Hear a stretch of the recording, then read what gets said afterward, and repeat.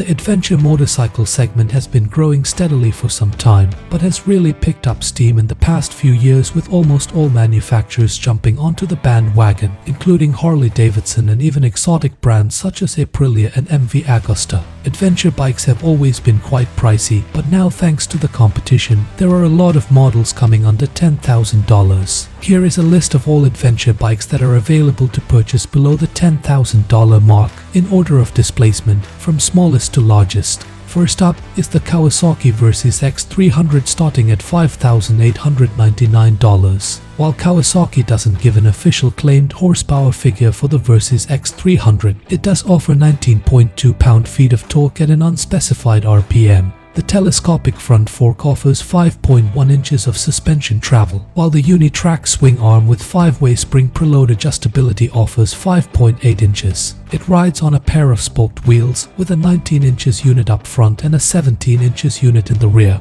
Ground clearance is 7.1 inches. Seat height is 32.1 inches. Fuel capacity is 4.5 gallons, and only 4 pounds separates the curb weights of the ABS and non-ABS versions of this bike. The non-ABS version tips the scales at 381.5 pounds, while the ABS version weighs in at 385.9 pounds. The entry-level adventure bike from BMW, the G310 GS, makes a claimed 34 horsepower at 9250 RPM and 20 pound-feet of torque at 7500 RPM. Front and rear suspension travel is 7.1 inches, and the only suspension adjustability is rear preload. It rolls on a pair of cast aluminum wheels with a 19 inches unit up front and a 17 inches unit in the back. ABS and adjustable brake and clutch levers come fitted as standard. Seat height is 32.8 inches on the standard version, but can be lowered to 32.3 inches with the low seat or raised to 33.4 inches with the high seat accessory. Curb weight is 386 pounds and can be yours for $5,695. The Royal Enfield Himalayan makes a claimed 24.3 brake horsepower at 6,500 RPM, alongside 23.6 pound-feet of torque at between 4,000 and 4,500 RPM. The telescopic front fork offers 200 mm of travel, or about 7.87 inches. The rear monoshock offers 180 mm of travel, or about 7.08 inches. Ground clearance is 8.6 inches. Switchable ABS is fitted as standard, so riders can turn off the ABS in the rear as needed when riding off-road. It rides on a pair of spoked wheels with a 21 inches unit in front and a 17 inches unit in the rear. Seat height is a very approachable 31.5 inches. Fuel capacity is 4 gallons. Curb weight is 439 pounds and costs $5,449.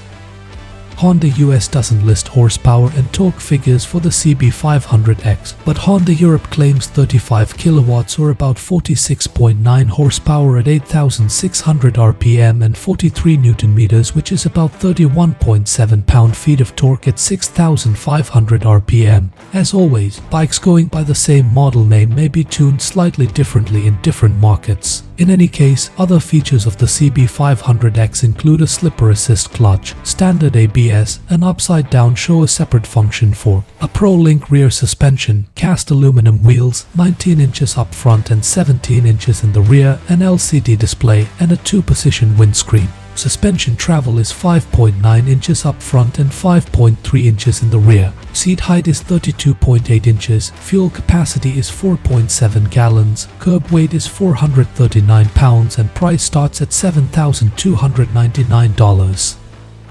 Benelli's 500cc parallel twin adventure bike, the TK502X, makes a claimed 46.9 horsepower at 8,500 RPM, alongside 33.9 pound-feet of torque at 6,000 RPM. The suspension offers 140 mm or about 5.5 inches of travel up front, and 145 mm or about 5.7 inches in the rear. Ground clearance is listed at 210 mm or 8.24 inches. It rolls on a pair of spoked wheels with a 19 inches one up front and a 17 inches one in the rear. Seat height is 33.85 inches. Fuel capacity is 20 liters. Curb weight is 470 pounds and MSRP of $7,099.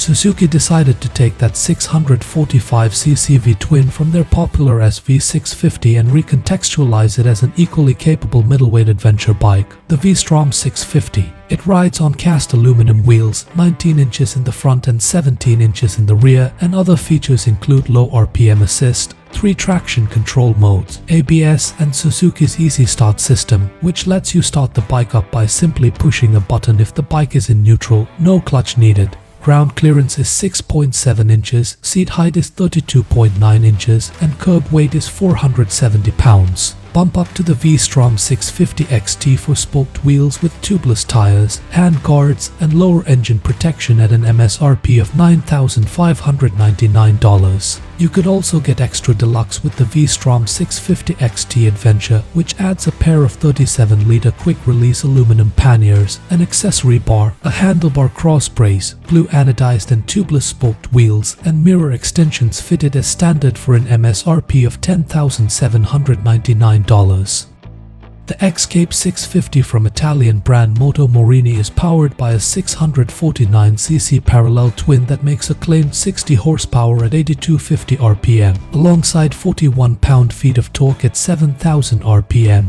Suspension consists of a fully adjustable, upside-down, 50mm Marzocchi front fork and a fully adjustable KYB monoshock in the rear. Front suspension travel is 175mm and rear suspension travel is 165mm. Ground clearance is 190mm or about 7.48 inches. Seat height ranges between 32.2 to 33.26 inches. Fuel tank capacity is 18 liters. Dry weight is listed at 470 pounds and starts at about $7,740. Kawasaki offers a few different versions of the KLR 650 to suit different needs. If you're short of inseam, then you'll probably be interested in the KLR 650S, for which the pricing is exactly the same as on the standard 650.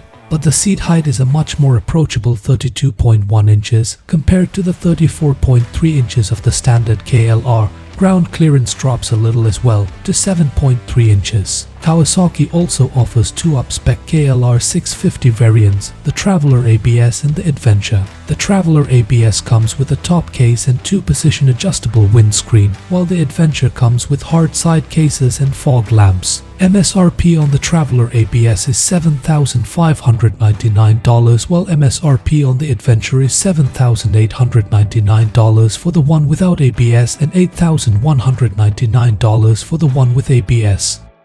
So there you have it, that sums up all the adventure bikes you can get for under $10,000. Let me know in the comments if there are any I have missed. If you are in the market for an adventure bike under $10,000, which one would you pick and why? Leave your comments down below. Thank you very much for watching till the end. If you liked this video, then smash that like button, and if you'd like to catch more motorcycle news and content, consider subscribing to the channel, and I'll catch you in the next one.